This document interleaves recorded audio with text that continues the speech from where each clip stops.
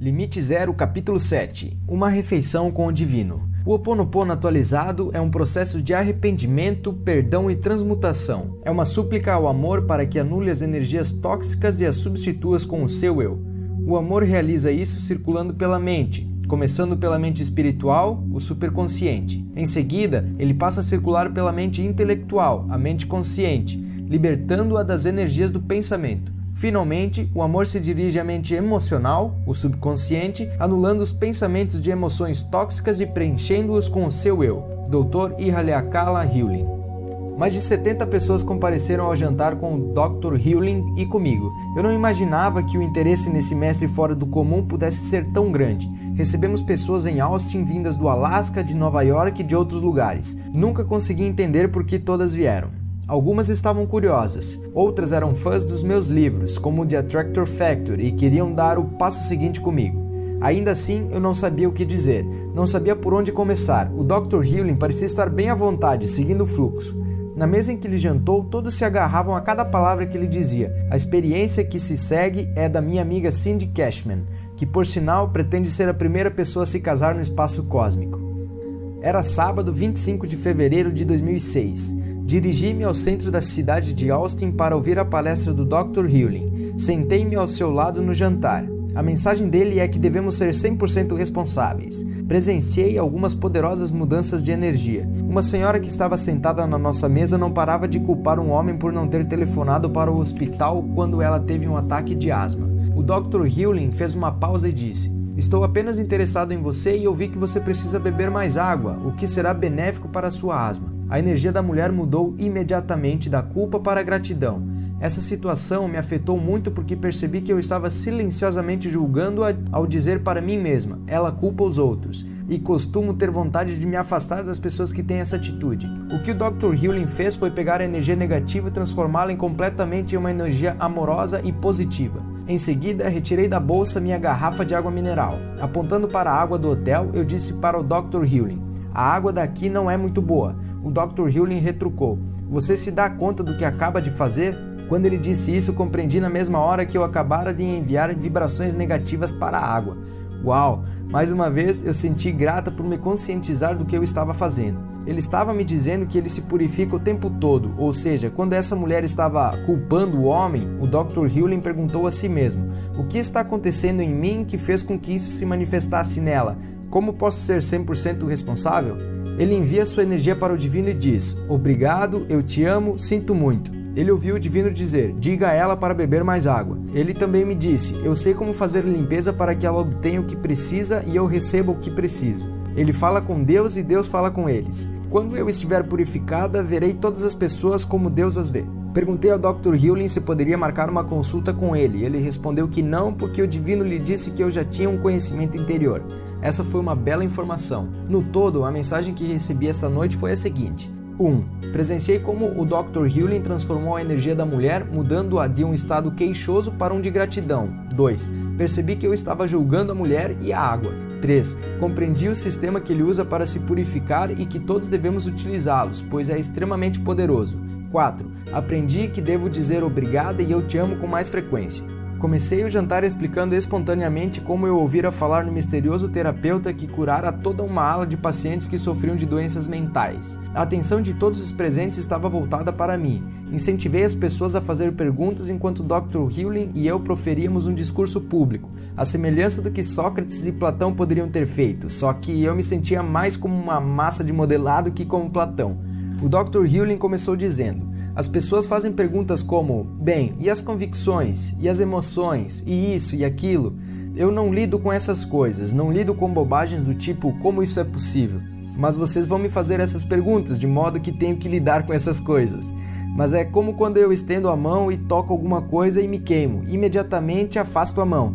Assim, quando uma coisa acontece, até mesmo antes dela acontecer, eu já terei retirado a mão. É o que aconteceu antes de eu entrar na sala. Essa sala é sagrada. Antes de eu entrar, conversei com a sala. Eu perguntei qual era o seu nome, porque ela tem um nome. Em seguida, perguntei à sala: posso entrar na sala? Ela respondeu: tudo bem, você pode entrar. Mas vamos supor que a sala tivesse dito: não, você não presta. Desculpem a linguagem. Nesse caso, eu daria uma olhada em mim mesmo e faria o que fosse necessário para que, Quando eu entrasse ouvindo a velha frase sobre os médicos: cura a ti mesmo. Assim, quero tomar medidas para que eu queira entrar curado, livre de problemas, pelo menos por um momento. Eu o interrompi para preparar o terreno para todo mundo. Eu queria que todos soubessem quem era o Dr. Hewlin e por que estávamos lá. O que estávamos fazendo era espontâneo e desprovido de um padrão. Aconselhei a todos que relaxassem e permanecessem abertos. Com o Dr. Hewlin, nunca se sabe o que será dito ou feito. Ele perguntou a todos por que alguém contrairia câncer de mama. Ninguém soube responder. Ele tampouco. Ele ressaltou que existem milhões de informações circulando em qualquer momento considerado, mas só temos consciência de talvez no máximo 20 informações de uma só vez. Esse era um tema recorrente para o Dr. Hewlin, mas era a essência de sua mensagem, não temos a menor ideia. A ciência não tem certeza do que está acontecendo na nossa vida, explicou ele. Até mesmo a matemática não é clara por causa do zero. No final do livro Zero, The Biography of a Dangerous Idea, de Charles Safe, este chega à seguinte conclusão: tudo o que os cientistas sabem é que o cosmos nasceu do nada e voltará ao nada de onde veio. O universo começa e termina com zero. O Dr. Hewlin prosseguiu dizendo: assim, levei o universo da minha mente de volta para o zero, onde não existe nenhuma informação. Ouvimos diferentes maneiras de dizer isso: vácuo, vazio, pureza. Não me importa como vocês o chamem, a minha mente retornou ao zero agora. Independentemente do que esteja surgindo, mesmo quando não estou nem mesmo consciente disso, o processo a respeito do qual vou falar é zerar constantemente e incessantemente para que eu possa estar no zero. Pude perceber que quase todas as pessoas estavam fascinadas pelo Dr. Hewlin, mas algumas ainda estavam, como eu, no escuro. Mas o Dr. Hewlin prosseguiu dizendo: o que acontece é que a criação só pode ter lugar quando a nossa mente está em zero. Isso se chama inspiração. Em havaiano, essa inspiração se chama Ra. Assim, se você já esteve no Havaí, a palavra Ra significa inspiração. O Ai é a água, e I é o divino. Havaí é o alento e a água do divino. É isso que a palavra Havaí significa. A palavra Havaí em si é um processo de limpeza, de modo que quando eu estou em qualquer lugar e faço uma verificação, digo, por exemplo, antes de entrar na sala, o que eu estou precisando purificar que eu não sei. Não tenho a menor ideia do que está acontecendo, então o que é? Desse modo, se eu aplicar um processo de limpeza chamado Havaí, ele obterá as informações das quais eu nem mesmo tenho consciência e me conduzirá de volta ao zero. Somente em zero. E uma coisa que vocês precisam entender é que a mente só pode vir a dois amos, um de cada vez. Ou ela servirá ao seja o que for que está acontecendo na sua mente, ou servirá de inspiração, essa outra coisa chamada de memória. A noite estava ficando ainda mais fascinante. A partir desse ponto, o Dr. Hewlin aprofundou-se ainda mais. Essa inspiração vem da inteligência divina e ela está em vocês. Ela não está lá fora em algum lugar. Vocês não precisam ir a lugar nenhum. Vocês não precisam ir lá. Vocês não precisam procurar ninguém. A inspiração já está em vocês. O próximo nível aqui é chamado de superconsciente. É bastante simples. Os havaianos o chamam de Aumakua. Ao significa através de todo o tempo e espaço, e Makua quer dizer Espírito Santo ou um Deus. O que significa que uma parte nossa é intemporal e uma parte nossa não tem limites. Essa nossa parte sabe exatamente o que está acontecendo. Temos então a mente consciente, que os havaianos chamam de Uhane, depois temos o subconsciente, que os havaianos chamam de Unihipili. Desse modo, uma das coisas mais importantes é ter consciência da pergunta: quem sou eu? Assim, o que estamos dizendo, o que eu estou compartilhando com vocês, é que a sua identidade consiste nesses elementos da mente. Mas é importante que vocês saibam que essa mente está vazia, assim, essa mente é zero. Então, quem são vocês? Vocês são um ser divino, isso é zero, mas por que vocês iriam querer ser zero? Quando vocês são zero, tudo está disponível, tudo. Então agora, isso significa que vocês são criados à imagem do divino. Eu vou ser claro em relação a isso porque ouço certas coisas, mas quero que vocês sejam purificados pelo divino. Então, vocês são criados à imagem do divino, o que significa que vocês foram criados vazios e infinitos em um dos lados da moeda. Assim que vocês se mostram dispostos a descartar o lixo e ficar vazios, a inspiração imediatamente preenche o seu ser, de modo que vocês ficam livres. Vocês nem mesmo precisam saber que estão livres, porque na maioria das vezes não o saberão. Onde está? Onde está? Fui purificado. Vamos lá, diga-me onde está. Eu me esforçarei mais. Na maior parte das vezes vocês não saberão. Quando o intelecto se vicia em ficar emperrado, ele fica ainda mais emperrado. É o que os havaianos denominam, desculpem-me a linguagem, Kukaipa'a. Alguém aqui sabe o que Kukaipa'a significa? significa prisão de ventre intelectual. Uma pessoa perguntou: mas se eu tenho um problema com outra pessoa, você está dizendo que sou eu e não a outra pessoa que precisa ser corrigida? Se você tem um problema com alguém, então não é com essa pessoa, Dr. Hewling declarou.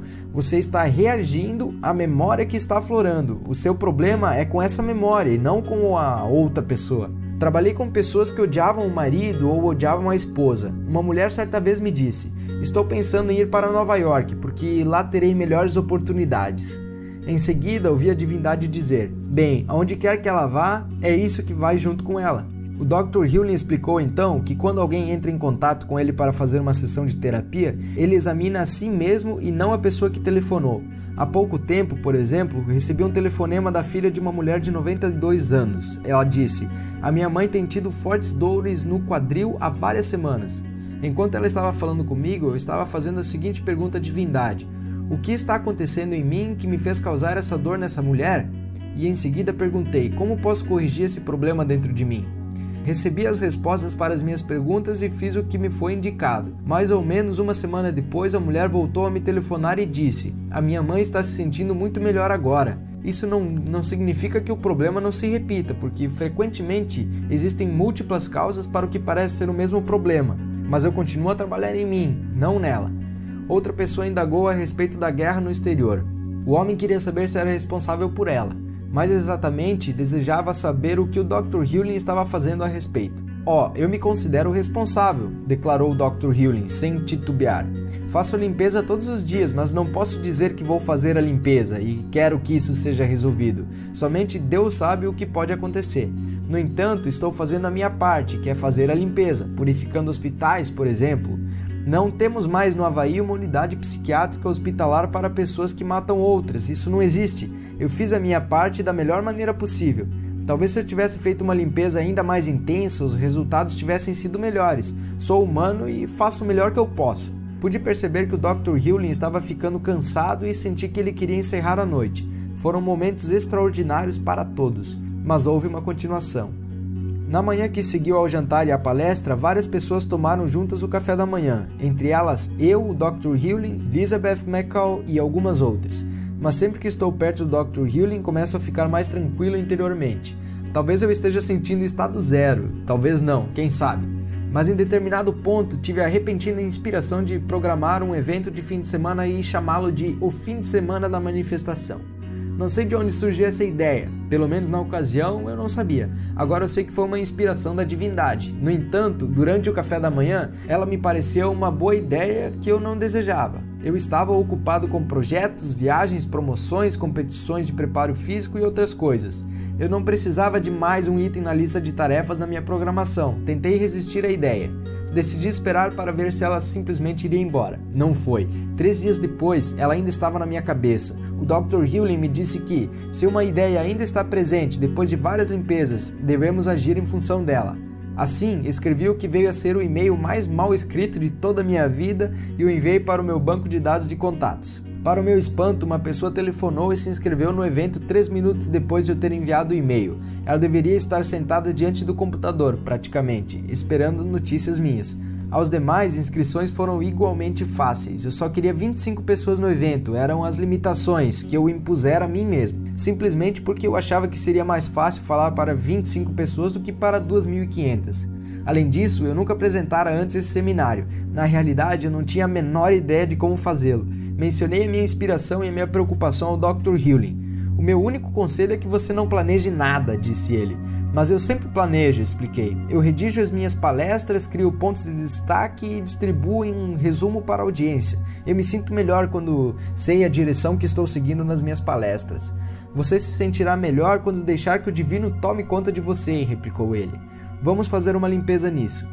Quando ele disse isso, eu entendi que, como o assunto passou a fazer parte da experiência dele, era algo que ele também precisava purificar. Repetindo, tudo é compartilhado. A sua experiência é a minha experiência e vice-versa, quando temos consciência dela. Fiz o possível para não planejar o evento. Em determinado momento, entreguei os pontos e cedi ao meu medo, preparando um manual para entregar a todo mundo. No entanto, não usei e nunca olhei para ele, e ninguém se importou. Comecei o evento dizendo: não tenho a menor ideia do que vou fazer nesse evento. Todo mundo riu. Não, eu tô falando sério, declarei. Não tenho a menor ideia do que vou dizer. Todos riram de novo. Passei então a falar a respeito do Dr. Healing, do Ho Oponopono e de como a afirmação "você cria a sua própria realidade" significa mais do que todos poderiam ter imaginado. Quando existe alguém na sua vida de quem vocês não gostam, expliquei, foram vocês que criaram isso. Se vocês criam sua realidade, então também criaram a da outra pessoa. O fim de semana foi maravilhoso. Mesmo hoje em dia, quando olho para a foto que tiramos do grupo naquele evento, sinto o amor que todos compartilhamos. Mas isso foi apenas o início para mim. Eu ainda tinha muito a aprender.